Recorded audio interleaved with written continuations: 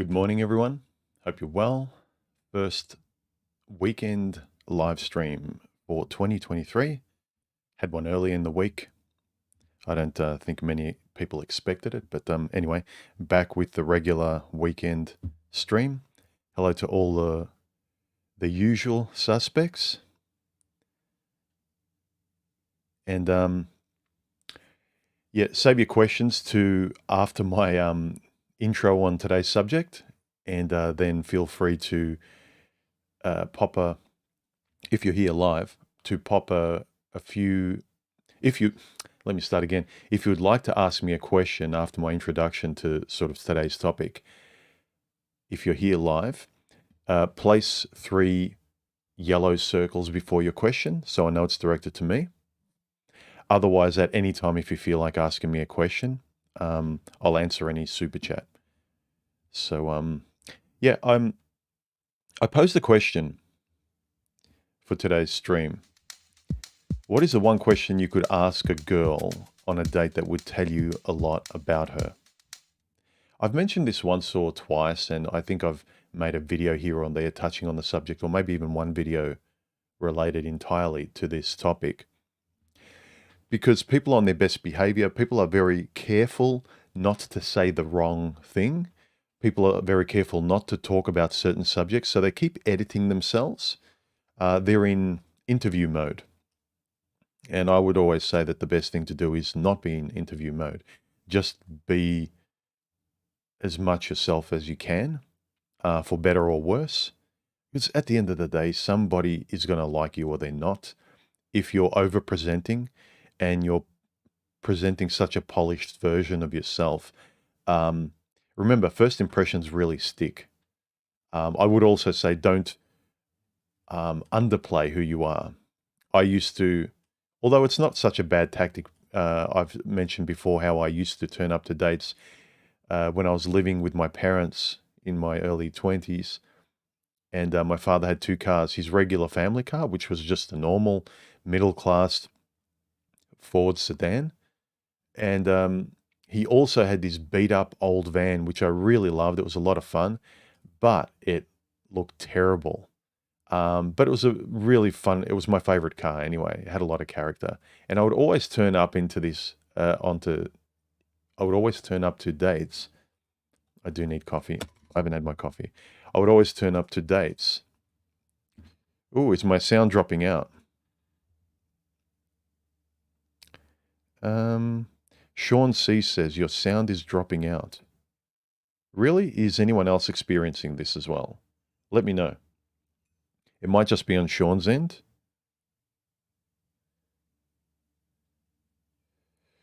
Donna says my @ button isn't working. Oh, come on. What's going on, YouTube?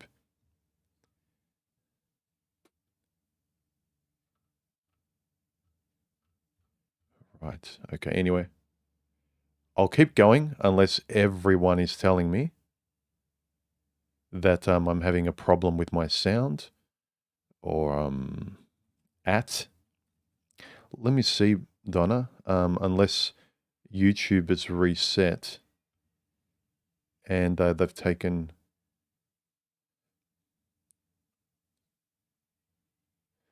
your permissions. No, everything should be fine, Donna. I don't know why your @ button's not working. Anyway, everything seems to be good. What was I saying? Someone remind me. This is what happens when I get distracted. Oh, coffee. Yeah, everyone's on their best behavior, right? So it's good to just conversationally have fun. Don't censor yourself. Don't be in interview mode. Don't try and impress. Let me take these glasses off. Don't try to be some sort of, you know, when they talk about be a high value man. It never set well with me. I prefer the cliche of, you know, be the best version of yourself, but that's a bit cringy. It's been used to a bit too much. But yeah, I know people go on dates because they like the person, they're hoping for the best, they're excited, they can't help but treat the moment and the person in a precious way. And so they've got a sense of, good behavior and things like that. I get that. But especially if you find your default just having your tongue out and salivating over this person, because you really like them and you want it to work out and things like that, rather than just being happy to meet the person and being happy to have a good time. I've mentioned before how I always used to go on dates just looking forward to having a good time with a kind of a person, a friend, or a potential friend, not even a potential lover or girlfriend or anything like that. Not so much see how it goes, but if you catch up with any friend or any person, the attitude should be not, I hope it's the answer to my life, but it should just be to have a good time. And the reason why I know in the past, a lot of guys have said, don't talk about this, don't talk about that. If you talk about this, you'll never get laid. If you talk about this gets her defensive. Don't talk about religion. Don't talk about exes. Don't talk about relationships, blah, blah, blah. She'll think you're needy. And I'm like, I am not going to censor myself left, right, up and down, everywhere on a date because of all these rules. And all the rules is simply to keep her smiling so you can lure her into the bedroom. It's kind of stupid. I just think that a person will like you for yourself, and they're going to find out eventually. So if you put on a mask, can you really blame women for putting on masks when usually they tend to be the more passive ones on dates? And if you start doing the same, you're both, she's putting on a silent mask, you're putting on this fake character and personality. You're trying to get the job of the boyfriend. And then later on, you start blaming each other because you won't be honest that, can you really look back and say you turned up and you weren't embarrassed with anything you said and you were really relaxed and you didn't objectively say anything wrong or do anything wrong, but if, she can't deal with your kind of personality, if you have to polish it to a degree where it's not you, I think we need to get to the point where you're much more comfortable and unapologetic being just who you are. So I asked a few guys this question, right? What's the one question you could ask a girl? Throw it in during conversation. And I used to litter it through a lot of conversations because I found it playful and interesting, and it also told me a lot about her, which this isn't manipulation or anything, guys. This is both tactical and fun. I am there, and you should be there, to find out who this person is, to listen and really find out who they are. Each of us wants to really find out who the person is on the first date. You're not going on first dates just to see the physical animated version of the profile pic that you saw on in the dating app.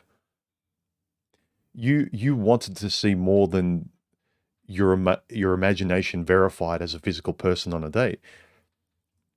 I'm hoping, which is why I went on dates, is to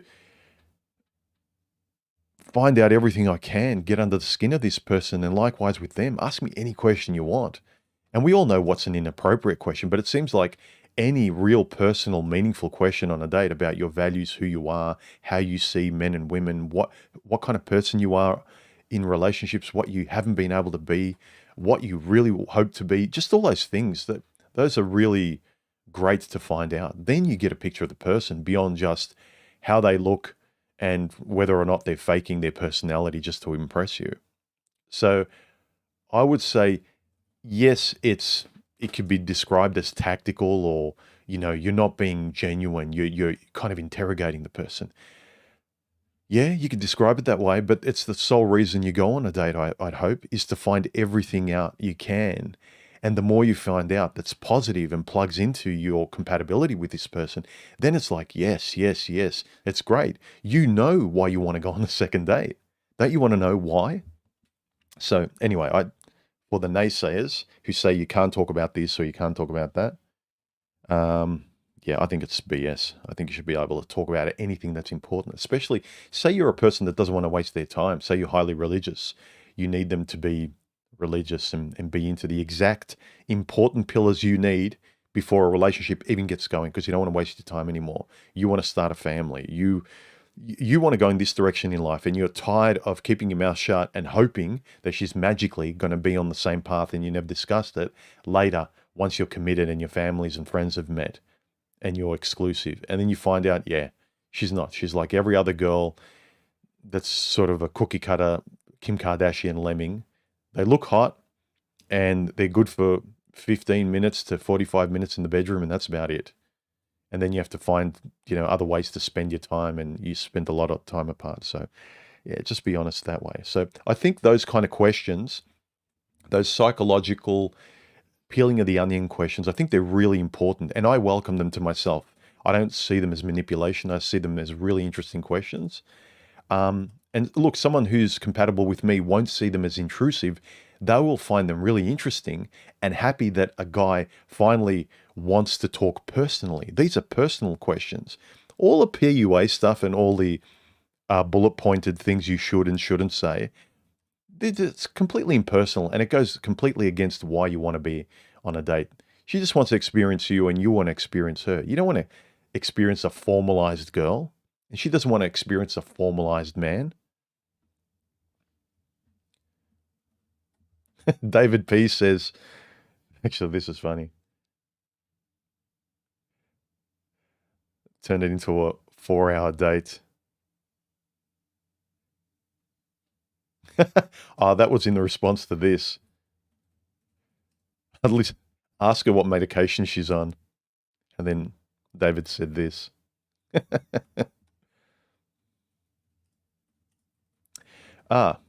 UN said, Human, you're describing radical openness and transparency. When did you notice you start doing this? I'd say probably 4 to 5 years ago. It was kind of in the last year or so before my father's death. Everything started to become about, like just being real with myself all the time. And I really couldn't see a downside other than I don't want to disappoint her. I should be doing this. I'm going to disappoint other people, things like that. So, yeah, I started to notice that. And then obviously when my dad passed away, it was a really important moment for me where personally for me, I said, I'm doing my best. I'm not going to lie to myself anymore. And the consequences is you don't lie to other people, but first and foremost to yourself. I just don't see a downside because there's a thing to do with tact and politeness. You're not so radically open that you're rude. And that's the excuse people have. If I'm completely honest, I won't have any friends. I'll be completely rude. Come on. There's a difference between being mean and what tact is and politeness. There's ways to ask things. And if you're intelligent enough, you know when to keep your mouth shut when it's impolite, where you've got no value to add other than winning the position or beating your chest and making everyone else uncomfortable. If there's no real purpose to it, why do it? But I'm talking about being really honest and saying your yeses and your nos when you mean them politely. So if Chicky Poo is pressuring you to give her an answer, like say this or do this, why don't we get married? Why don't you do this? When are we moving in together? You're not serious. I don't feel like you love me. And she's asking you to, do all these things, basically blackmailing you emotionally. And you should be honest enough to know that, like, I don't feel comfortable and I'm just going to go. If you go on autopilot and just say yes to her because you don't want to lose her, you're just falling into the same patterns of saying yes to the woman and forgetting who you are. That's a big reason why guys, after they eventually break up, because most guys will, there's a breaking point, because you're not there. You should be able to politely, calmly say no, or let me think about it, or I'm not sure, or politely say, no, I don't feel like it because of blah, blah, blah. Explain yourself, but learn to articulate yourself. And if you believe in something, don't just say exactly what you want online to guys, and then you never say that in real life to anyone in real life. That's, I think, where guys really let themselves down. And I just wanted to be as honest as I could. And then when I started to take those baby steps, and like, I'm going to be honest here, I'm going to start doing what's right, saying what's right, and not being rude, but just being honest and putting myself and my words and my opinions first when they're appropriate. Sometimes you're in conversations and it's really not a subject you have a dog in the fight. And there's no point other than you wanting to feel good about winning and saying something provocative. Don't do that. But if they ask for your opinion, or it's a subject that you really say like these topics where I really have my own personal strong opinions on men and women and what I think is right or wrong in the world, and you could tell easily I could voice it in a very gentlemanly or polite way. I wouldn't be offending people. And if people did get offended, it's not my problem. I have every right. Like, if the girl power chick has the guts to, and the feels like she has the entitled right to spout any rubbish and offend men around her and say that, you know, spout all the rubbish that's out there in the world, I have every right to say things that might seem more historical or might seem more practically rational, right? And they can get offended as they want. But you need to remind yourself, like, no, it's my opinion. I didn't criticize her personally, and I have every right to opinion that's politely, civilly expressed. Just think about fairness, guys, and honesty. It'll get you a long way. It seems kind of cliche, but it serves you a lot. And once I started to say, I'm going to do the right thing, I'm going to do the right thing, I'm not going to lie to myself, life became very, very easy to manage. The lack of control, especially for guys today, is a big problem. What they can say, what they feel like they can do, they keep stopping their thought process because they have to censor themselves and, kind of vet it through the female psyche out there. So I think it's an important question. When I asked this question yesterday, there was a lot of interesting answers, but the one that came up the most, which I thought was a good question too, that you should ask on dates, is something around this topic. How's your father? What's your relationship like with your father? But directly, this might sound like interrogation. It might seem a bit obvious to the girl that's a bit switched on. It might be as small as, so do you see your family often? Like, how's your mother and father? Are they still around? Do you guys catch up? Do you have family dinners? How often do you see your family? Just something a bit more benign. So over different questions to do with parts of life you find important, how you treat people, how you treat family members, compared to friends, compared to how they see the world. You start talking about these things that would express her values in these areas, and you'll start to find out a lot about her. And then if you ask her direct questions like, do you think family is important? Are you a kind person? You'll start to see if they match up to how she casually just described work. Like, oh, how's work? And if she's like, oh, I hate work, and Karen at work drives me nuts, and blah, blah, blah. And she's really kind of bitter about things. And then she's really bitter about that. And then she's just always bitter about everything in life. And then you ask her directly, oh, so how would you describe yourself in terms of like a kind person, or just generally, how would you describe yourself, or how would your friends describe you? And if it's all glowing, I'm positive, I'm a nice person, I'm too nice, I'm blah, blah, blah. It's basically a faultless person. Then I have to ask, those things don't match.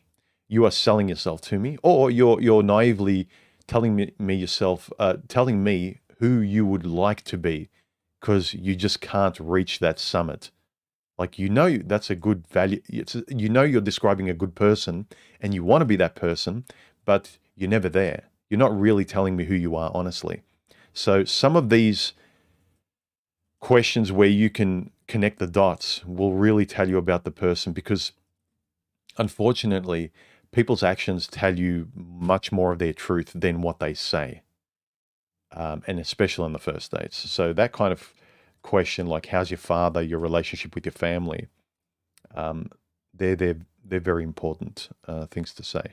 And I actually enjoy these fun psychological interrogation questions, because myself, I might be unknowingly presenting, polishing certain parts of my personality much more than I normally would with someone that I know for a while, because I'm just excited to be there. I might be turning up the volume unintentionally. That might be the case with the girl as well. But I'd say if you're being intentional with your questions and playfully and honestly wanting to get under her skin and then peel the onion of everything about her because you're interested, you want to know. You don't want to just hope that your imagination wants to go out with this person. You want to correlate your imagination and expectations going on the date with knowing that, oh no, she is like this. She's even better. Or I didn't know this about her prior to the date, prior to the text, but this is even a positive to what I already like about this person. You know what I mean? Make the person real. Make the person honest in terms of make them correlate with the positive vision you might have that caused you to go on the date. So, so anyway, guys, remember, if you want to ask me a question, super chat or wait until I've read out a few more questions from people. Save them for the end. But either way, feel free to ask me a question if you want. But if you're live here, put 3 brightly colored emojis. So the topic of today's live stream is it's important to not waste your time on dates. Look, it's good to have fun, but a lot of guys say, oh, I'm just having fun. Let's see where it goes. But what they really are frustrated with is wasting their time. And most guys are wasting their time, and a lot of women, just relying on luck, going with the flow, and then just hoping things work out, but then complaining later. So when they're not dating, when they're single, when they're in front of their girlfriends, guys are in front of guys, they will talk very seriously about standards and doing the right thing and what they want and blah, blah, blah. But when they get the opportunity to do the right thing, when they go on a date, when they choose to talk to this girl or that girl, or they want to get into the relationship, all that goes out the window. It's all no control, hands off the steering wheel. But just think about how much more in control you feel when you're not in front of the person and you feel like, yeah, I know myself. I know what I want. I'm standing up for my values. We just need to get better. And when I say we, I'm talking to a younger version of myself. I'm not perfect, but we need to get better at practicing those things. They can't just be words, guys. They can't. I can't remember who it was. I went through a whole string of videos a couple of years ago where me and Quaz were chatting about ethics and values. But somebody, a philosopher or thinker, he said, Quaz would know this if he's here. He said that your values and what you think are important, your philosophy, it's nothing. Your ethics are not important. They mean nothing if they're just words. Ethics need to be practiced. If they're just ideas, if they're just like philosophical statements, they're just ideas. If you don't put them into action, if you don't try and implement them, they are nothing. You don't really have ethics unless you're practicing them.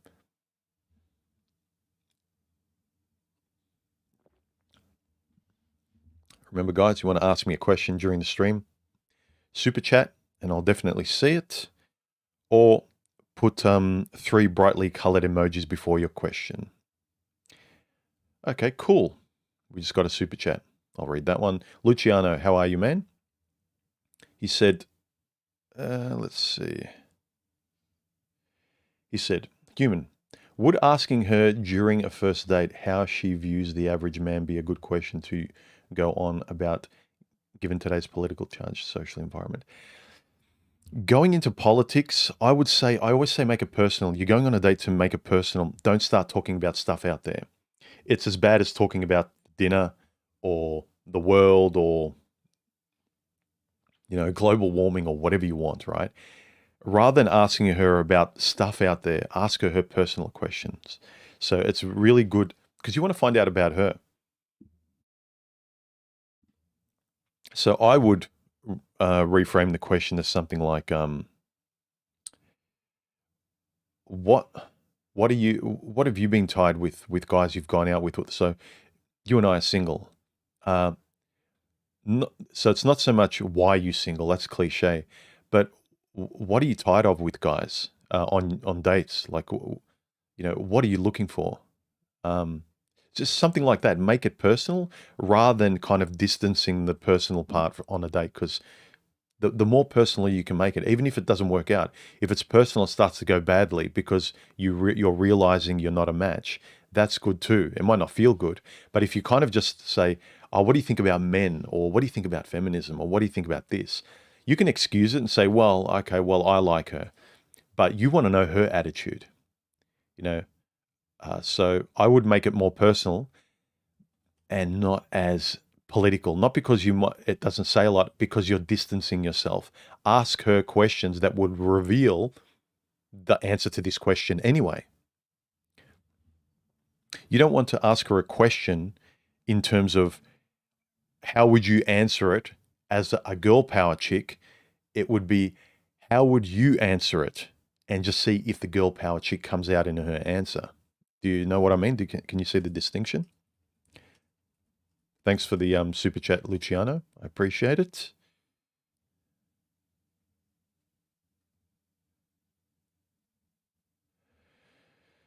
Um,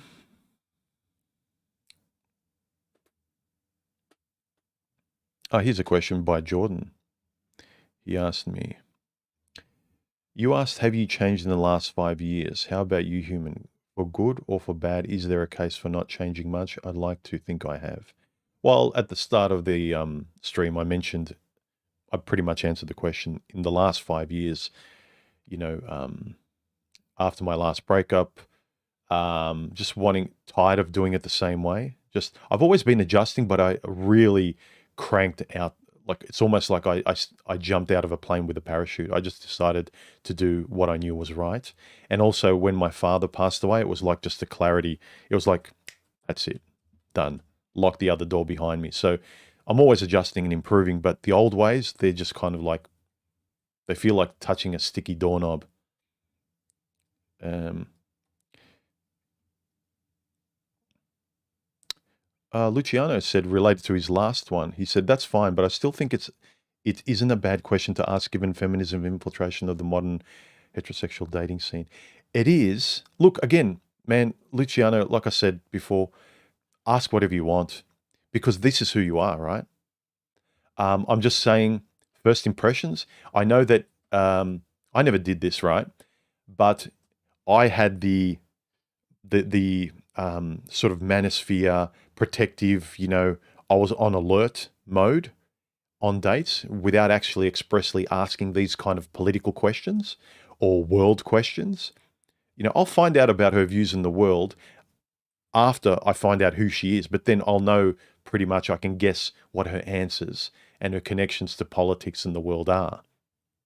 But they're going to be less worrying about whether or not we can stay or be together. Like, I'm asking personal questions, and that's just me. But if you really want to ask these questions, that's fine, Luciano. But I think women can sort of shrewd women can hide this because they're going to be on their best behavior.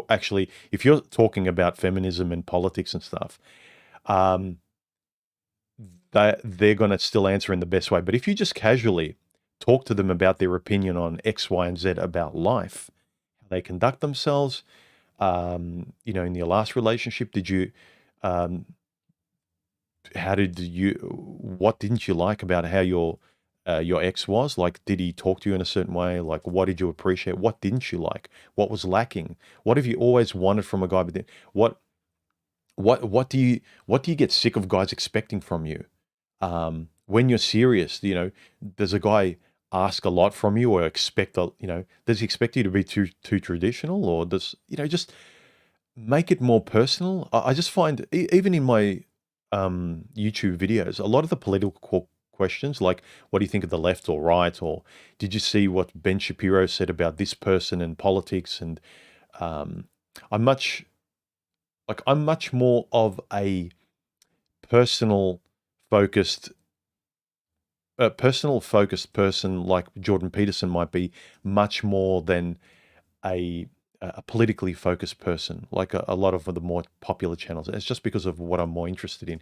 And I found that when I directed my questions and everything to the more personal, which is where I found more interesting topics and where I could actually improve my life, it's kind of getting right to the source. But Luciano, I don't think it's a bad question. If you really have something on your mind, express it.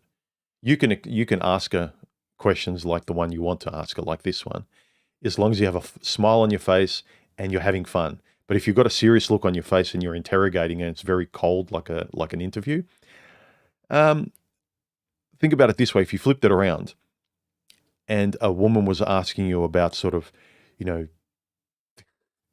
patriarchy and stuff like that, what would your impressions be? You don't know her yet. Your first impression is to be defensive and label her as one of those chicks. Whereas if she's just been hurt a lot and she's worried, she just might, and she's had bad experiences, she just might be trying to get the big things out of the way so she can focus on you. And we might be trying to do these things too by going straight to feminism, but we might be putting up her walls. So I'd say making it personal as much as possible, because everyone enjoys being listened to, and particularly women. They like you asking questions about her. They don't like necessarily questions about getting her to make choices between the two of you, making life choices, but they like questions asked about them like you're interested in them. So I would use that women like. They like questions, you to be interested in them. So ask them questions that would reveal exactly what you need to know. So I hope that answers the question, Luciano. Thanks again for the super chat. I appreciate it.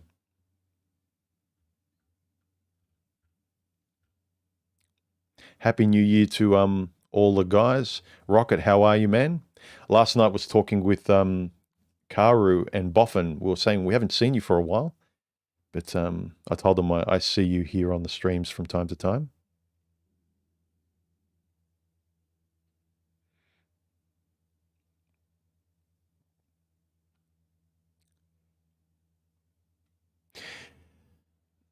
So let me answer a couple of the comments under this question.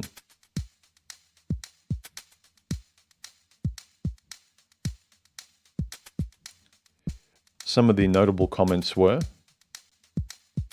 Peg said, the best advice, the best formative childhood and adolescent memories that influenced who you are today. I would be asking a guy this to find out more about his morals, values, and perspectives. What direction do you prefer for your toilet paper roll? This is an innocent question that will lighten the mood, and if she laughs, she's probably has a good sense of humor. Yeah, that's an example of keeping it lighthearted, but seeing the way she responds to things.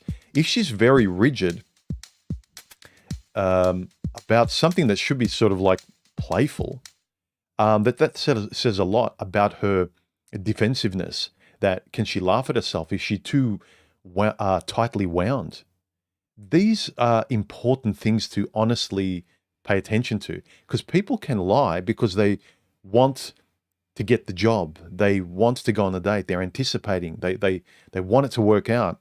And often they don't realize. A lot of these women, they're not in a Machiavellian sense, kind of being villains and twisting their mustache to sort of ruin you. They're just honestly reacting from a very primal place of saying anything and doing anything so they remain happy and things work out. A lot of them that are just emoting and responding to that through their actions and their words. A lot of their words are just noises to continue to make the interaction on the date good and happy and fun. You know, my question would be, where would you like to improve yourself? That's the question I would ask, amongst others, right? And I've mentioned this in videos prior. Why this is important is that most women, the majority of women I've asked this question to, look at me dumbfounded, like, Oh, I've never been asked that before. And some of them actually said, no one's ever asked me that before. Doesn't surprise me. And then the second thing I notice is that they pause and they can't think of anything. This says a lot to me. You don't think you can improve. You think you're perfect. Maybe, maybe not. I'd continue with other questions, was just asked by real names not given, like, do you put the toilet seat up, down? How do you put the toilet roll? What do you think about this? Blah, blah, blah. And their response, their playfulness, if they laugh about it, or if they get really annoyed, it's like, I can't stand when that happens. My ex used to do this. And you're like, whoa, that's just something innocent that I do all the time. And you're thinking, well, I better stop doing that for this girl. It's like, if it's innocent, no. What else are you going to start doing that you think is innocent and harmless? Because Perfect Princess here demands that her world's exactly like hers, and it can't accommodate any of yours. So these are the important things, rather than direct political questions and obvious ones where she can lie to impress you until she gets the job. And then after the probation period, just like a job, where guys find it hard to fire her once they're in love, it's too late. You wasted time. You're both being fake. You're being fake by not being honest about how you think about her response or your opinion on that. And she's being fake because she's impressing herself or just being completely selfish, where, she's not accommodating your opinion. So that'd be my question. Where would you like to improve? If you could improve yourself, where would it be? So I think all these questions are important, like questions to do with, if I can kind of imagine what life might be with this person, what can I ask that can give me a better picture of what life would be like? I asked this question to my woman as well, and she said that she would ask, describe your week, your day to day. And that's another great question too. Ask questions, personal questions that would give you a picture of who this person really is. Not direct questions that are so obvious that they can impress you with either who they would like to be, or a question to get the job or to impress you, or what the right thing to say is. What you really want to know is who they are, not who they'd like to be or who would impress you. Because myself and so many other people have wasted time impressing people. You're impressing her, she's impressing you, and then later on, we're down on ourselves for not being honest with ourselves. We're down on the other person because they weren't honest with us. That's why answering the initial question during the stream, when I decided for radical honesty, with tact, with common sense, it's because it's a win-win. You may not get the hot girl you really want, but you're not getting her because it's honest, because she'd ruin your life. It'd be stepping on a landmine. So it doesn't always work out being honest with yourself, but it's the right thing to do, and your life works out much better. You're not relying on luck as much. And the people that are more determinists, where they say you don't have any free will, me personally, I think a lot of these people it's easier to think that way. I am not skilled in certain areas of video, audio, writing, illustration, things like that. They're not accidents. I had a will to not say, oh, well, I can't draw, so that's just the way it is. Like, no, I want to draw. Like, it depends on what you really want to do and what you want to put action towards. If you don't, it's easy to say, well, I'm just not that way. But if you'd rather be a different way, then why not try? What do you got to lose? You always, you can always default back to your yesterdays. But yeah, try doing what you know you should do. See if it works. See if you can continue doing it. If you try and try it, much like a diet, if you try to do the right thing, you give a certain diet or a lifestyle or a habit a go because you think, well, that could work. It's worked for a lot of people. A lot of people are talking about it. Seems rational. I've never tried it. I've always procrastinated. Let me give it a shot. Let me give it a fair and honest shot. And then you try and it doesn't work for you. At least you tried it. There's reality. But we justify a lot of our laziness and our biases. I'm not saying if you honestly don't want to date, you don't want to do this, you've tried this, and like, no. For me, it's like 1, 2, 3 chances, I'm out. Whether that's with a particular girl or with dating in general. Yeah, but again, you're going to get the results of your attitude and your ethics and rules, guys. So be honestly cool with it all. If this is your rule in life, with women or life, or how many chances you give us certain things, and you sleep well at night and you're happy, but if you're sort of like in a very, not so much a stoic way, but sort of in a macho way, you want to proclaim to guys, oh, if a girl does this, she's out, I don't care. And everyone kind of gives you attention because of how provocative your rules are. Well, it's like, great, but are you happy, or are you only happy with the validation from other guys, or how women go, oh my God, he's a bit extreme. You know, is it really, are you getting validation from the people around you because it's safe, or is it really something you can live with? Another super chat. Dingus Fun says, is it true when you lose hair on your head, it just migrates? Is it true? I'm not making fun of you, just curious. You should know me. You guys should know me by now. I don't really get offended by very much unless it's directed intentionally towards me. It's how you speak. Probably, yeah. But I don't think from memory, when I was sort of in my 20s and I had a full head of hair. I've still got hair, but like it's just thinned out a lot at the top. But I remember that I'd say I still had comparably the same amount. Another super chat. But yeah, I have a lot of hair. Zaman 2020 says, 2 years of kicking myself for not seeing her for what she really is. Be honest with yourself, man. But what's the quote? We rarely lie to others. We mainly lie to ourselves. Think about that statement.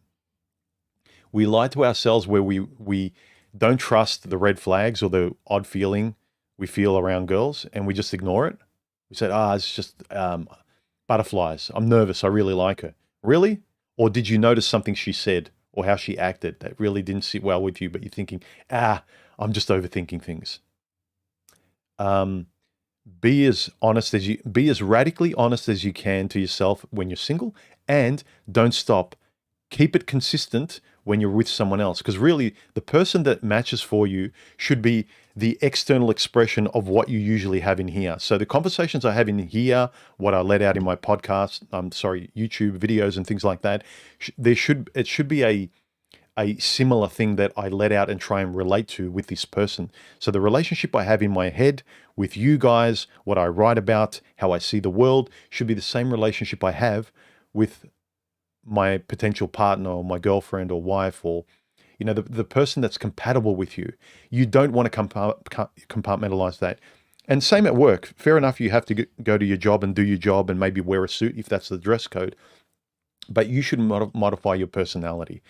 You should know when to have tact, when to sort of adjust your personality or your vocabulary to sometimes you need to talk more professionally. For instance, during these streams, I think I lexically ramp up my vocabulary a little bit, because I want to present the ideas, these important ideas, and because they're very philosophical at times, I want to make sure that they're very clear. So I waffle on enough already without saying in 5 words what I could say in 1. So you can't just stay aware of those things.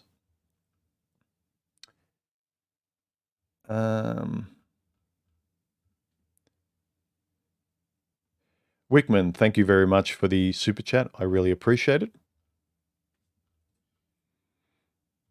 Remember, guys, if you want to ask me a question during the stream, super chat it, or add 3 yellow circles in front of your question, and just so I can see it. So yeah, these questions, for me, like, I find them interesting. I don't find them, oh my God, like you're interrogating me. Interrogate me. You're my kind of person. Like, you want to find out who I am. You're actually interested in who I am by the kind of intentional questions you're asking me. Why would anyone get offended by that? Unless you're a person with something to hide. There's a difference between saying, what's your credit card number? What's your PIN code? What's your PIN number to your credit card? Or what's your passwords to your accounts and stuff? There's a difference between that intrusive question posed by somebody that you don't know and don't trust yet, compared to someone who's genuinely just having a real conversation, not a scripted one, not a pickup artist, bullet pointed list of questions, but you can feel like, this is just a refreshing person. We're having a chat. Like there's no script here. I can feel like we're just like bouncing off each other. There's this really nice organic conversation going on, and I'm finding out about this person, and there's no question I can ask to her that she doesn't feel enthusiastic enough to answer, and it just keeps going and going. That's the kind of person you should realize, well, I'm compatible with this person. You know why you like it. You know why you had a good time during the date. I've mentioned a few times before. When I started to be aware of myself, what I want, how honest I'm being, not ignoring red flags, also about how honest I'm being during dates and after them, I started to notice that sometimes during dates where I had a good time during the date, I stopped myself and I realized I talked all the time and she barely said anything back. She was passive. And so she was just observing me. And because I kept the whole date going, it felt familiar. It's not so much that I liked myself during the date because I was the only one talking. It was because I was the only one talking and it felt comfortable,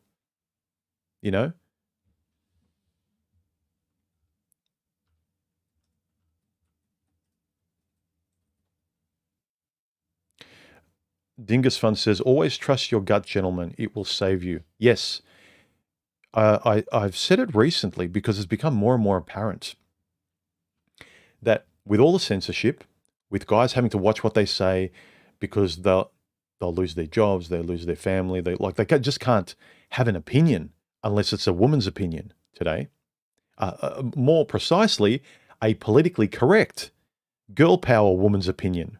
That's the one that, it's not just silence. That's the only one where a man can really have an important stance.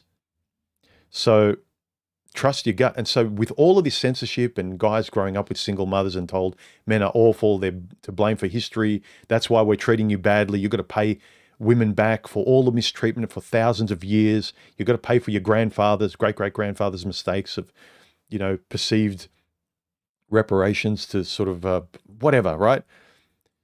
And a guy's like, okay, I'm born guilty. I'm born awful, and there's nothing I can do except grovel.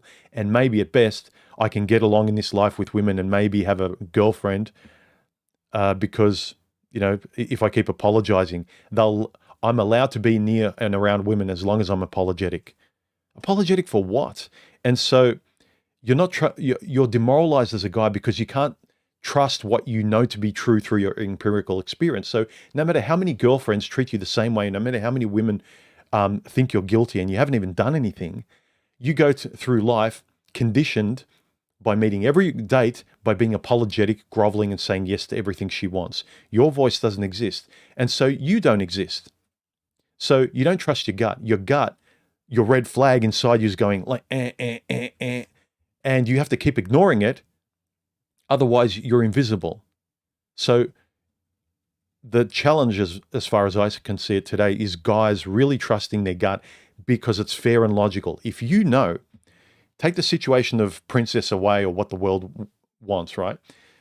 Think about what you're being honest about. Is there anything wrong with it? Is it even approaching offensive? Other than it's an opinion that if a woman said it, no one would blink an eye. But women say it in an even more offensive way and no one blinks an eye. So you can't even say it, have an opinion in an eloquent way. You can't let me do it simply. You can't have the same opinion of a woman in reverse about, say, women at 5% the offensiveness that a woman would express it out there. And everyone would just say, oh yeah, what's wrong with that? But you can't do 5% of it from a man's point of view. That's and that's your gut trying to express what's right. This is why I'll keep repeating it. Write things down, gentlemen. Learn to enjoy writing, express your thoughts, clarify them through writing, and then finally express them through your words and your mouth. You get used to doing that. And I did that for a long time during my 30s until now. It took me a long time. But there's parts in life, like, was asked before, when did I start getting honest with myself? The more you start getting used to the final stage of expressing what you really believe in that's right through your words, because you've practiced them through not just online typing them in a small bubble of safe guys, but from journal to mind to writing to expressing it through words, and then you start doing it in life, then you would start expressing your organized gut through words, So trust your gut, gentlemen. A lot of guys ignore their gut because they're demoralized. A clever fish said, men lose hair to a breakdown of testosterone in blood, creating DHT, collects at hair follicles, causing hair to thin, go away. If you're balding, your high testosterone, a manly and good thing. Yeah, I thought you were going to say men lose their hair because they're losing their testosterone. Yeah, but I've heard the opposite, that the hairier the man, the less and the more bald he is, the more testosterone he has when he's older. Whereas a guy who's got a full head of hair when he's older, and he's got a hairless body, he's got a low T count. So, yeah, that's what I've heard too. Thanks for the super chat as well. A clever fish. Jay Wickman, thank you for the super chat as well. I appreciate the donation. So, any final questions, guys? Or let's see how long we've been going. We've been going for nearly an hour. So, any final questions? If you want to ask me a question during the super chat, if you're here live, super chat me. Or if you want to ask a question, super chat me, or put 3 yellow emojis before your question so I can visually see it's a question to me. Randall said, it's all about the first book, Jordan Peterson Rules, do not lie. Yeah, people think it's trite, but yeah, I think do not lie is a pretty... Some guys think they're too clever when you say things that are obviously true, and they roll their eyes and say, oh, this again. But sometimes it's convenient to ignore the sayings that everyone knows, but no one practices. And I get that some of these sayings have been used to death by Oprah and everyone else. And so you think, they're not true. I'm never going to listen to them. I'm never going to repeat them and remind myself of what is basically true because of the people that are spouting it. But you should. So, where are we here?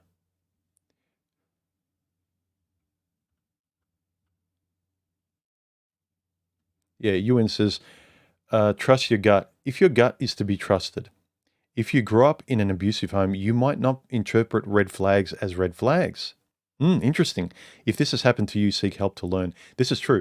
Don't just trust your gut if you know there's certain dysfunctional things. Like, for instance, if you really, even if you've reflected on your past, your upbringing, you really can't see anything that would be making you misinterpret red flags, then I would trust your gut more.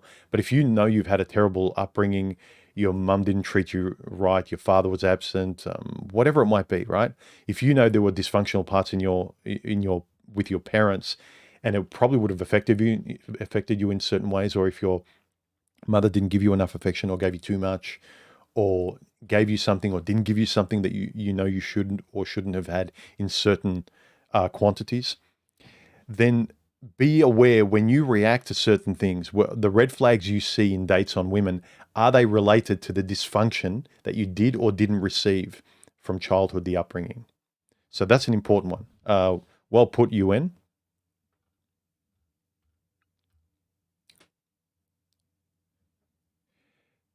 He also asks, personal questions can be open and closed. For me, I ask about what she values, their greatest accomplishments, failures, and what they've learned from them. Yes. Do you have any hobbies? What do you value the most? What's important to you? I find that sometimes if you get too lexically sort of or philosophical, which I tend to do on these streams because you guys already know how sort of I dive deep on topics and I like language. I try to make them a bit more pedestrian if I'm meeting a person for the first time because I don't know whether they'll find it a bit off-putting or confronting that I use words that are too big. But you can you can always reframe what you're asking in different ways just to accommodate a person. So, yeah, what do you value in life? What is important to you? That's a very simple but normal language question. You know, what's important to you? Um, what are your biggest regrets or failures? What have you learnt? They really tell you a lot. If someone says, I haven't had any failures, like, what have you learnt from your breakup? And she's like, I've learned not to date a-holes anymore and not to date guys that expect blah, blah, blah. And it's all negative towards men. That tells you a lot too. You know, these are answers that you would do well to not ignore.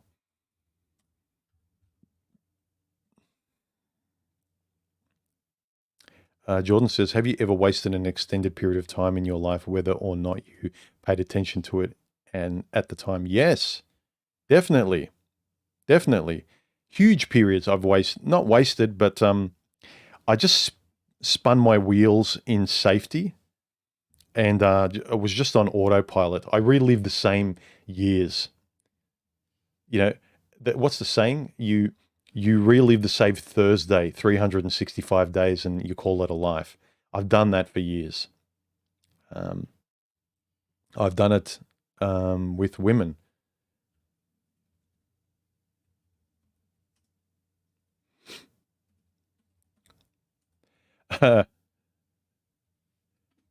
Roman says, would you like to meet us at 5 p.m. on Lygon Street today? I can't today, Roman, but thanks for the invitation. It's a really beautiful day here in Melbourne.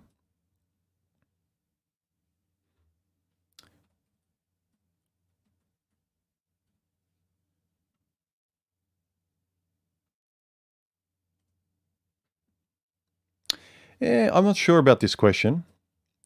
Humble Boy says, her asking you questions while you being shamed for it is in itself a red flag.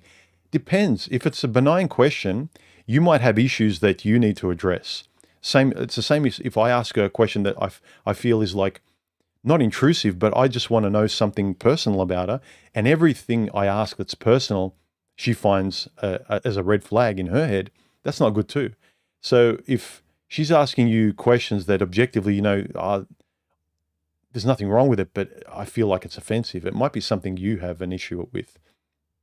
So it depends on what the question is, I suppose.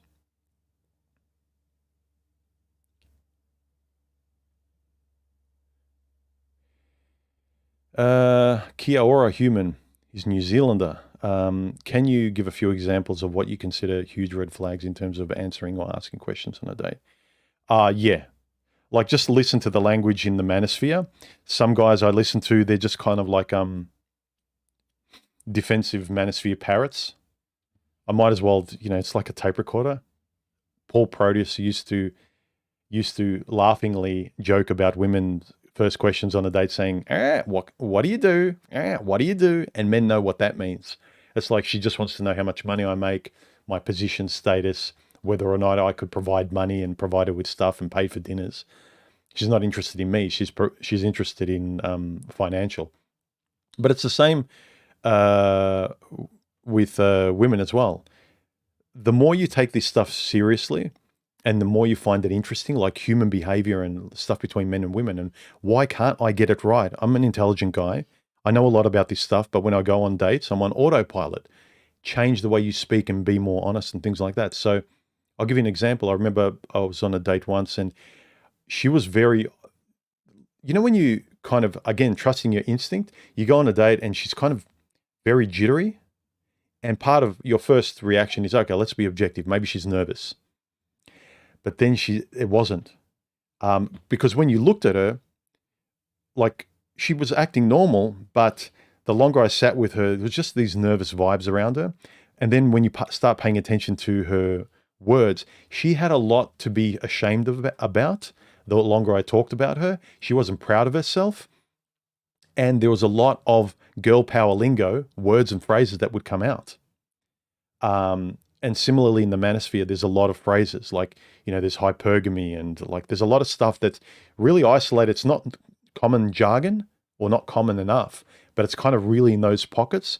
And because we know a lot about sort of the girl power side, and we're talking a lot in the male space, you get used to lingo that pricks your ears up, and you go, I know that in sort of the areas where I talk to these guys about these issues. And so I noticed words and phrases from the politics between men and women. And then the longer you listen, this is where you pay attention to how they speak and how these things fit together. You don't need to be direct and say, oh, what do you think of feminism? And the last straw, I kind of knew, like I had bad vibes about this girl. She was too independent. The more I asked questions, and I could tell she didn't want to talk about it, but the more you just casually have fun and you talk and you keep a smile on your face and you keep it lighthearted, don't keep it serious, keep it lighthearted, but still ask important questions. It started to reveal that I found out initially she didn't want to talk too much about her last relationship. It was just a quick answer like, it didn't work out. And then again, we talk about things in life and, exes and, look, I like this. I've never liked this much with girls, or I never find it compatible between me and a girl where she wants this and I want this. I just think like, she needs someone else. I'm not the person for her. You keep it very light. I'm not blaming her. I'm saying we don't match, right? And so you keep that language light, and then you can get them to reveal stuff. Because I want to know. Like I don't have to ignore that stuff just so she can have a relationship with me. I'm here too. So I don't want to waste her time or mine. And then I found out during the conversation that her last boyfriend was the result of cheating on her previous one with that one. And then they started a relationship. And so there was like, and then she smiled and said, yeah, it wasn't the best way to start a relationship. That wasn't good of me. And I was like, at least you admit it. But it's like, what else are you going to say? If you say, I'm proud of it, or my last ex like didn't deserve me, it's like, well, that's an easy one. Like you've got to be a complete dimwit to be, I'm glad you're honest, but that's what I mean about paying attention to those things and not saying, whoa, that's a bit weird, or I don't like that. That's a red flag, but I won't say anything. And then as time went on, it was just like a lot of these little trusting my instinct, like, I don't like that. Like, oh, that stopped the conversation. Why did it stop the conversation? Why did it stop my, I was on a roll. I was just going with the flow. There was a nice feedback loop, but they said something that made you stop mentally. And it's like, whoa, let me interpret this. This is weird. This is odd. I don't like this. My instincts feel weird about it. So, and then the final straw was when we left. You kind of leave the restaurant. It's like, where's your car parked? Like if our cars are parked in the same direction, it's like, my car's that direction too. I want to know if I should say goodbye to them there, or we can still keep talking. And she's like, my car's that way. It's just down that street or something. I can't remember. And I said, I'm in the opposite direction. I go, I'll walk you to your car. Cause I was just like, we can keep chatting for a few minutes more before we say goodbye. And she's like, no, I don't need a man to walk me to my car, thanks. I can do it myself. And it's like, all right, this just confirms everything. Like I already knew, like I didn't want a second date. Before that, I was going to text, it was a nice meeting you, but I don't think I'm the guy for you, or whatever the answer is, like you're not for me or whatever. But that was like, okay, no worries, all right, bye. And I didn't even text her after that. It's kind of like, but I wanted to flesh out that one experience rather than just like littering you with various bullet pointed different experiences, because that kind of, that one date encapsulates a lot of paying attention.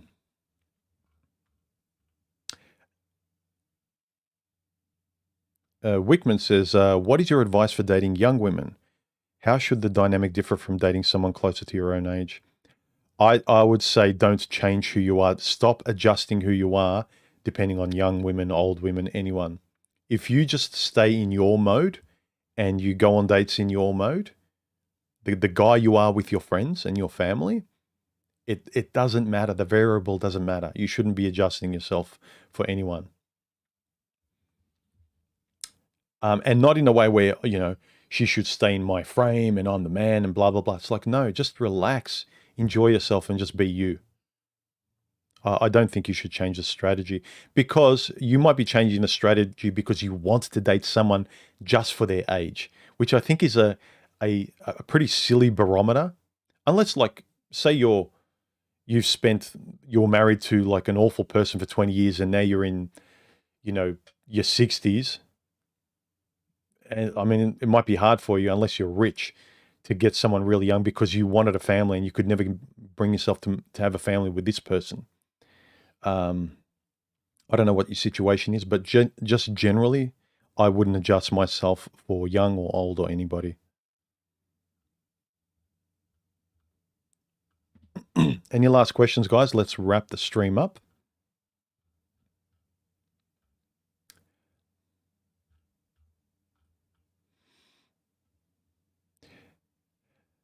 Dingus Fun says, I like it. Firstly, thanks for the super chat, Dingus. I like it when women talk, I listen. I never judge them. I have a sympathetic ear. By doing so, I can say in my head, she's a hindrance to my life. I think you should both talk. Yeah, women do it all the time. They talk less and they listen and they judge and they observe you more. But as I said before, men, and it's happened to me, where I think the date was good and the longer she says less and she just listens to you and agrees with everything, you think, oh, this is a great person. Not because she's shown anything, but because she's allowed you to occupy the space between her and you all the time, and you just think she's a mirror of you.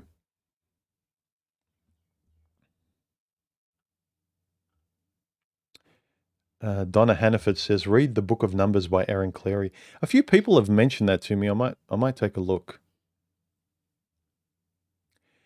That guy, Pete, you refused to invite to gatherings. How are you, man? He says, my ground zero moment was a girl I wasted 5 years on.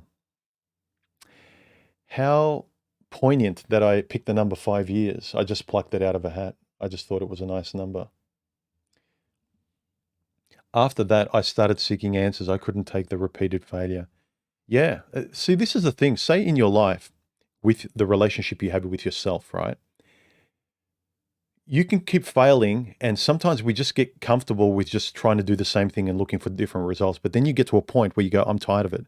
Let me try something else. And then you transcend. But when you're with someone where you've got relationship Stockholm syndrome, where it's terrifying to change anything because your whole world will fall apart, it's 10 times as hard to have the courage you would when you're on your own to improve your position as it would where you've got the gatekeeper, where you're basically their prisoner and you can't anyway. Or if you do, like, there's a very real possibility that you may improve your position, but on the whole, if you've got kids and family, you've built a life with them, everything will just get destroyed by a wrecking ball and you'll have nothing. But yeah, you get to a point where a man you cannot lie. It's a liberating point, but you got to lose a lot. Sometimes it's easier. All you lose is bad habits and you feel liberated.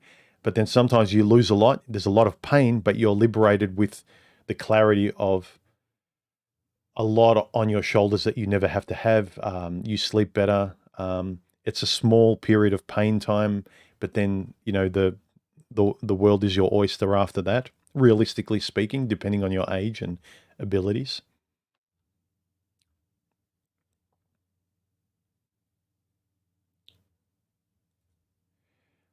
Alonzo says, next video, 10 questions to vet your date. That could be an interesting one, actually. But then again, I don't want to prescribe exactly these questions and you guys go on dates and like, I have these questions from Human or from some dating coach. One or two of them, I'd say, like, through your conversation, if you litter them, like one or two here and there. But I think you should get better at just conversationally asking the most important questions that without the right answer in terms of compatibility, you just know it's a hard no. The person might be nice. I've dated a lot of perfectly fine women, But the problems weren't that she was just like a borderline or anything. It's that she would have a fine relationship with some other kind of guy, not me, and I would have a fine relationship. So it's not about a nice, decent, okay person and you who is a nice, decent, okay person, and there's the magic formula. It's not. Unfortunately, there's also the compatibility between the two of you, because if you're only nice and decent to each other and you've been raised by good parents, it's just politeness keeping it going. And if you still have to hide your true nature from this person, or compartmentalize your life where you just politely live your life together, like you go to barbecues and you smile and you say hello dear and kiss each other on the cheek, but you're just doing it in a formal way because you're a decent person and that's how you're raised, but you feel kind of alone, or you feel like you have to have, a large percentage of your relationship on your own. So you have this part-time job of a loving, caring relationship, and then you've got your bigger part of your life. Your full-time job is you. Having a bigger separation in your one romantic committed partner, whether it's like married or unmarried, I think it wears on a guy that's trying to be much more honest with themselves as they get older. And unfortunately, that happens to the majority of people. Much more with men. Women can kind of live in the delusion longer, and sometimes they never admit they're wrong. Women hate shame, especially in front of other women. So a lot of them will justify their bad choices. You hear it often where an older guy will honestly be humble and teach young guys, say, don't make the mistakes I made. I did A, B, and C. Man, learn from my mistakes. I want you to live a better life than me. Women don't do that. Women might have made mistakes and believed in girl power, and now they're alone later on, and they feel awful, and they don't have anyone. They feel like, okay, this is my life now, and until the grave, I've got no one. What happens when I get old? I have no one to count on. Like, if I fall over, like, I'm just going to be, I'm going to be on the floor passed out, and my cat's going to eat my body. Like, it's just and those kind of women will defend themselves with that horror by talking to other women, saying, see, I'm here because of what I said when I was 20. All men are worthless, and I couldn't find a man. All men are the same. There aren't any good men. They're all terrible. That's why I'm here. No, you get older, and it's kind of like you need to take responsibility realistically. If you've dated a long time and like some women had good traits, you have to be realistic also. It's like, if all the women were vastly different and it all ended the same way, I don't know, guys, it's just a lot. I can't give you a one-pat answer, but all I can say is don't lie to yourself just so you don't have to look in the mirror or point the finger at yourself. Anyway, any last questions, and we'll wrap the stream up. Any last super chats?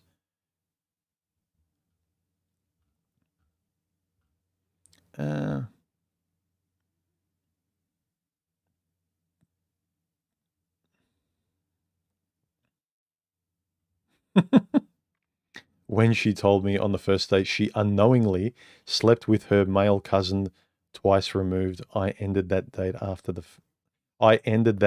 the date later by texting we weren't a good match. Let me ask you, what if she said I slept with my female cousin twice removed? Would your answer be different? Blimp, how are you? Long time no see. I'm good. Hope you guys had a nice Christmas and break.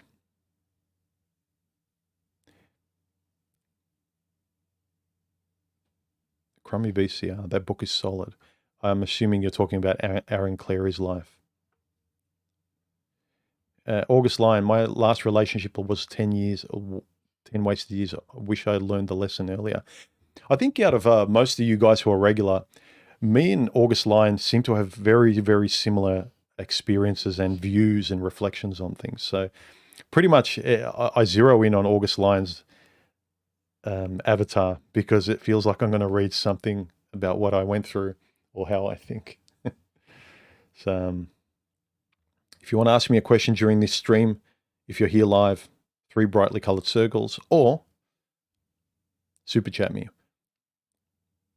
Ooh, Jay Wickman, what is your advice for dating young women? Oh, no. I answered this. Yeah. All right. Some comments, recent comments under videos that I thought were pretty edifying. Under my video, why can't she be direct? That was earlier this week, the stream. JJ says, winning is relative and dependent on context. That's right. That's why we should know what we want, who we are. And so it's not just, how do I get a girlfriend? It's, how do I get a girlfriend that is right for me based upon what I know I need and want and who I am? You are not just like a cardboard cutout guy that slots into a relationship, because that's how a lot of women see guys. You know, insert boyfriend here. You got to be a real person, and you got to insist that you're real. Alderman Fred C. Davis, under my video, why people say relationships are hard work. He said, I might believe the term relationships are hard work narrative if I hadn't once met a woman in the early 2000s who was ridiculously easy to be in a relationship with. I was just too stupid to realize what I had. The best description I've ever had about a good, great relationship is the best relationships are 60-40, with each partner trying to be the one giving the 60%. It sounds easy.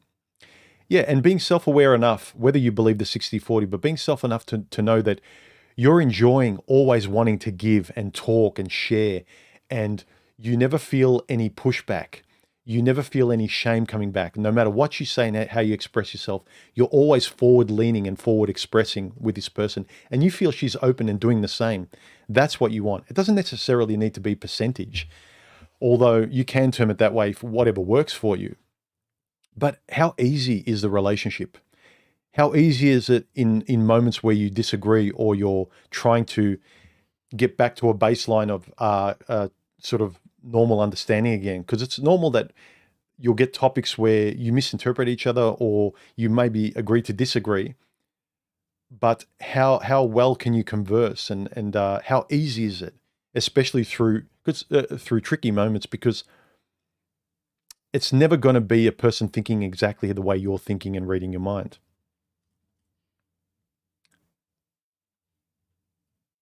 Quasi-Mandiast, in response to a message left under the question I posed today, which was, what is one question you could ask a girl?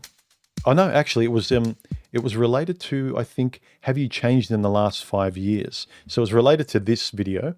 Quasi-Mandiast said, for me, little change, but a lot more courage and clarity. I am very aware of the divide between those who seek to interact rather than relate, those who seek stimulus rather than intimacy, those whose essential posture is I, it rather than I, thou.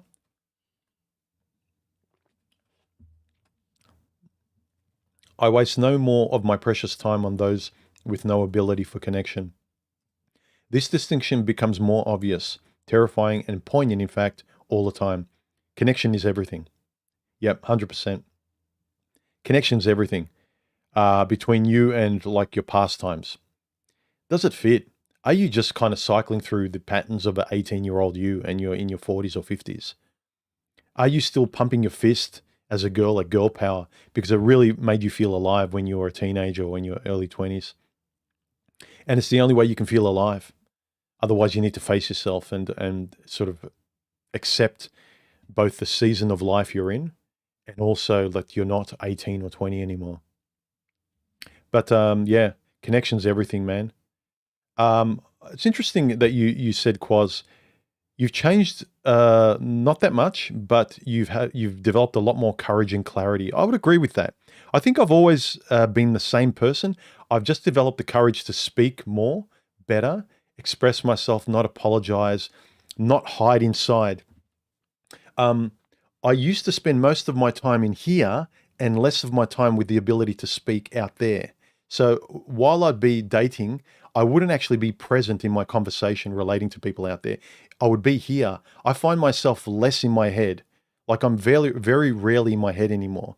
I've developed the clarity and courage, as you say, to sort of very quickly go from the instinct of experience and what I know and the things you've been through and how you want to be. It's very quickly from the response of here to the page of writing or to the words through the mouth. So I'm relating out there much more honestly than I was before. I was relating much more honestly in here and privately, whether it was on the screen, typing it out or writing on paper. So courage and clarity, yeah, that's a big thing. I don't believe a lot of us really change the core of ourselves. I think it may have to do with that actually, where you just develop the courage to be more honest with yourself, or as you described, clarity. And being more honest with yourself does provide you with clarity. Life becomes easier when you have the courage to be more honest with yourself. Fire Rose, in relation to this video as well, says, if you want something different, you have to do something different. Yes, it can't just be talk, gentlemen. I see and hear far too much of guys saying the right thing. And you could tell they really believe this and they feel like life is unfair, but they don't do it and they don't verbalize it out there. I think I've got another super chat. Dingus Fun says, guys ask women out on a date, on a real date in person. You will have 25% no's and 75% yeses if you're physically attractive. Yeah.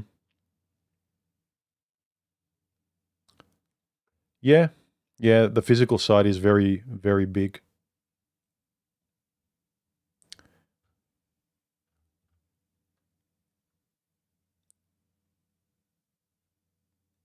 Nick H says, why would my ex-girlfriend, who I talked to every day since the breakup last year and called 3 hours daily, tell me she has a new boyfriend and cry when I told her we couldn't talk anymore if she does? Guilt? Yeah, well, she misses you talking all the time. This is the thing. There's a lot of regret. People, as was said here by, who was it in the previous comment? Alderman, he said he had a great girlfriend and he was too stupid to realize it. I think she's just regretting a big part that she took for granted. You talking and being verbally present in the relationship and, sharing that stuff. A lot of women expect a lot, like they get a good guy and they get a lot that they think is just automatic and normal. There was one girl I dated a few years ago, only for about a month or so. She was really obnoxious and entitled. She was much more entitled. She wasn't rude to me, but she was very arrogant. And I remember when I kind of knew it wasn't going to last, but I was in the dating phase and there was no one that was a serious possibility. So if there was just someone I was going to have fun with or just enjoy time with, this was one of the girls that I just enjoyed spending time with. But she was a holiday and I knew that. And I never promised. And we never talked about anything serious. But I remember when she started to grate on me and I kind of knew why she was single because of her attitude. I remember that one moment she was being really obnoxious and unfair and she was expecting so much from me and she didn't give much at all. And it's one of the questions I've asked a few women at the end of relationships. I said, what do you do for me besides when we go to the bedroom? Because that doesn't count. That's mutual. We're both giving each other our bodies, right? But what do you actually do for me because you care about me with nothing? You don't expect anything in return, but just because you want to and you think it's fair. And she couldn't say anything. And a lot of these very arrogant, entitled women, they can't. They always point to sex. That's it. And basically she paused for a long time and you could see she was uncomfortable because she couldn't think of an answer. And she was very arrogant where she had an answer for everything, but she couldn't answer that. And when I said, I do this for you, I drive everywhere, whenever we say hello, like I'm always the one that shows you affection and tells you you look nice. And like, I'm always feeding and maintaining the relationship, not because I have to, because I want to, and I know it's the right thing. And if I genuinely see you've done something good or you look beautiful, like I'll tell you. But she didn't. offer much. And I rattled off a lot of things I did for her naturally that I would objectively say, like, I'm a good guy in this relationship. I treat you well. I said, what do you do for me in a comparative sense? How do you treat me well? And she couldn't say anything. And she paused and she said, and her answer was, well, the stuff you mentioned that you do for me, that's just normal boyfriend, girlfriend stuff. That's normal. So you don't really do anything more than I do. It's like, really? You can't name anything like I just mentioned. So, yeah. So, yeah, women, and I've had one or two call me back after we break up, like a year or two later, after they've already been with one or two different guys. And it's like, hey, just, happy birthday. Just wanted to say hello, and you want to catch up for a coffee, nothing serious. It's like, yeah, why don't you be honest about why you're ringing me? Again, honesty, yourself and other people. Dingus, I'm an older guy, 33. I've dated a good amount of women. I asked them, do you like a guy with a pretty face or a fit body? Fit body wins. Interesting. Yeah, I would always rate a woman's body over her face myself. I've never trusted a pretty face, like a model, like supermodel pretty face, because I know that I haven't really met, I can't think of any women I've met personally or that I can retain or remember that they were like gorgeously like Angelina Jolie face beautiful, that they're like an 11 out of 10 in the face, that they were also just either normal or a really beautiful or nice person, their personality. Can't name one. Because a lot of those women, they don't have to try. They don't develop a personality. It's all about beauty to them. But I've met a lot of women that don't have a lot of self-esteem because they know they're below a 10 out of 10. And they tend to have more of a personality, or a woman, the rarer ones who realistically know where they are out of 10. If you can meet a woman where you think, I think she's a 7, and you ask her and she's like, I think I'm a 7 or a 6. She's kind of humble or realistic. She's not denigrating herself, but she's more realistic. That's admirable. But I don't tend to trust pretty faces, or let's just say just looks, especially the face, beyond the superficial. Like, I wouldn't expect much more of a personality. Look, unicorns you might get a unicorn, but I'd say, being realistic, there's not very many beautifully faced women that also have a beautiful personality. Yep, I agree, Donna. Guys always go back to biology, like, there's nothing I can do. Biology, we're all just animals, so it's not my fault. Well, if you can make other decisions against your biology, the biological one is harder, it's more challenging, but the more you practice it, the easier it gets. You can be lazy in a certain area and have all kinds of excuses, from fitness, health, to your mental health, from body to mind. But a lot of it is just excuses.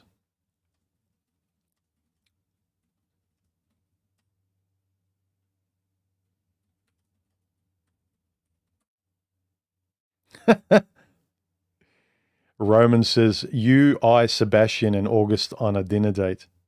Is August lying? Are you in Victoria? I'm not sure if you are.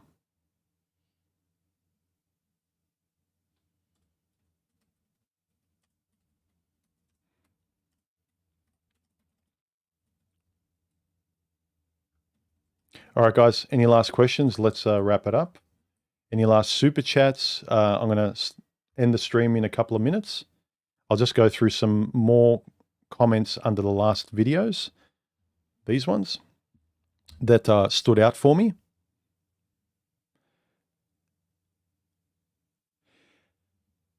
August Lyon, actually, speaking of him, just said under, have you changed in the last 5 years? He said, arguing about a person's path in life is the exact same thing as arguing against someone's personal values. It is unique to them, but people feel as if their values need to be universal. This is because it mostly comes from a place of visceral fear. It's healthy to share your thoughts and opinions and viewpoints with others, but expecting them to agree 100% with everything you say will always lead to friction. Live and let live.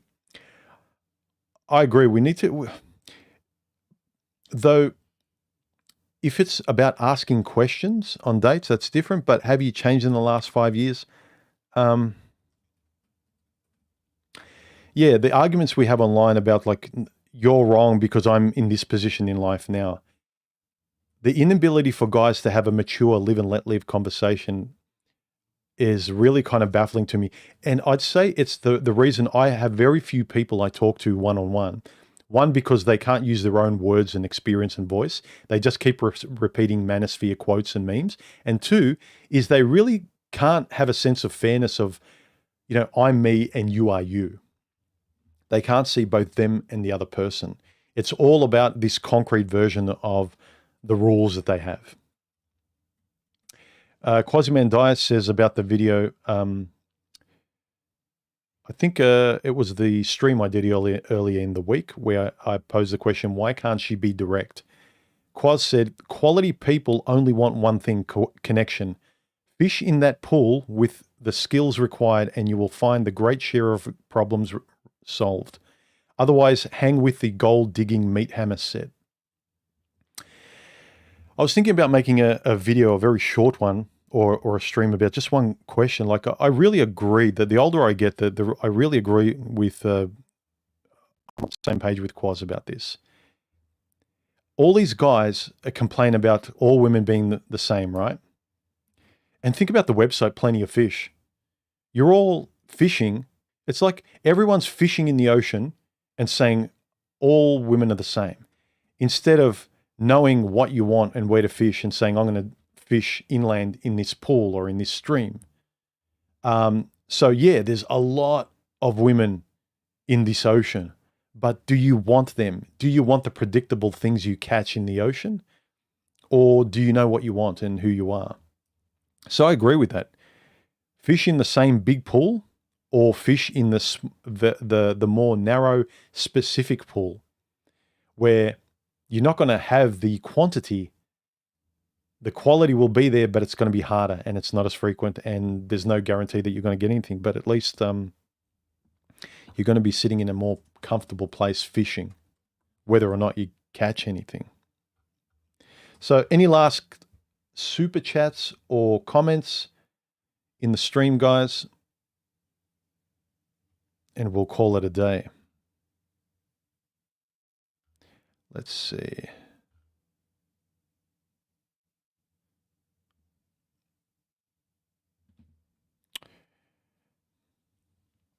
I had a question about make a stream about loneliness and depression and melancholy in a man's life. But I think the things I talk about sort of try and push those things away. All these things I talk about, being honest with yourself and writing and knowing how to speak and not lying to yourself, not trying to excuse a lot of things on dates, procrastinate and find all manner of excuses to justify your biases and just do the right thing. I think if you do the right thing, regardless of how you feel in the moment, whether you're lazy or procrastinating, or you'd rather not, or you're putting it off, or you're ignoring red flags, I think it contributes greatly, if not almost completely sometimes, to loneliness and depression and melancholy. Because there's a lot of shame and you're doing the wrong thing over and over again in those feelings. You're just the same person that you think you're proud of. Like, I'm the same person. I haven't changed. But women are always changing. It's not the same thing. Women might lie and change position, and they're chameleons, and you can't commit to them because they're always moving. But you can't sort of say you're proud of not changing when you know life might be better if you adjust. You don't have to change completely. But I'd say a lot of loneliness, depression, and melancholy would be mitigated if you were more honest about just doing what you know to be right. So that's the best advice I could give. I may do a video on it as a video, but I really need to be hit by a topic that I can find myself just spilling into a lot of points related to it, like a lot of good points. UN says, just as much of a red flag. Live your ethics and values. I agree. Yes.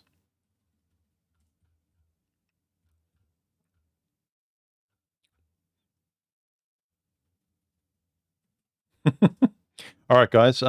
Dingus says, I knew a guy that was 5'4". He was jacked and he had a personality.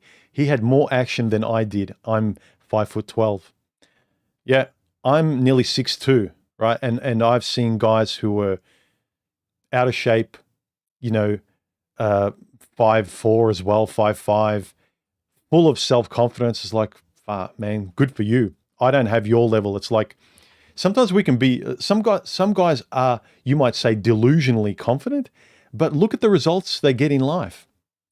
We can be as rational as that's why I say, don't adhere too much to intelligence and justify where you're stuck in life by intelligent excuses. Sometimes you observe these guys and you say, luck.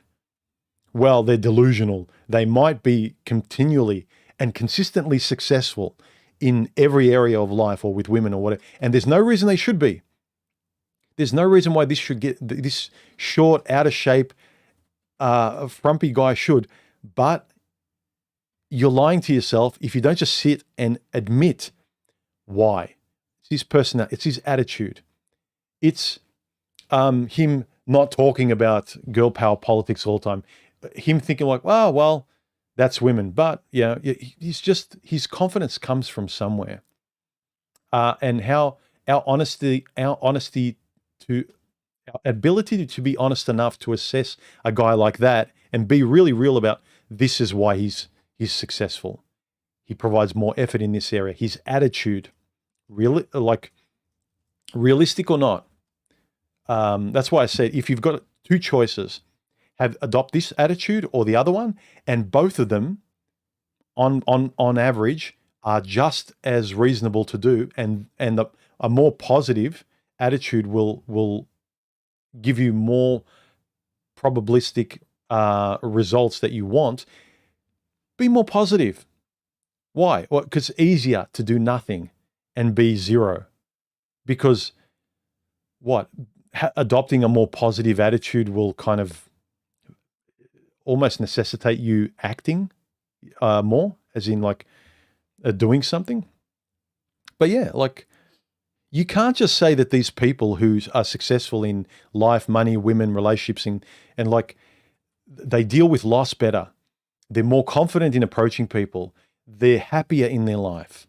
You can't say, oh, they're delusional, therefore I'm right, but you're miserable and you're the same person you were 20 years ago. You're the same grumpy person reading off the rule book, a defensive sort of bitter person. Like, how are we any better than some of the women we were complaining about when we were younger and complaining about now? So just be honest with yourself, guys, or try something new. Even if you're right, try a different angle. So anyway, guys, no more super chats or final questions, final sensible questions. I'll wrap it up because we've been going for quite a while. Let's see. All right. How long have we been going anyway? We've been going for an hour and 40 minutes again. See, we were nearly at an hour and I was about to wrap it up. I take too long. All right. Anyway, guys, have a really good weekend. It's hot today in Melbourne. Clear blue skies, not a cloud out, and it's going to be 30 degrees Celsius. I prefer around 20 or mid to high teens, but that's just me. Have a good weekend, and I'll see you in the next video or stream. Yeah, so that's it. Have a good weekend. Bye.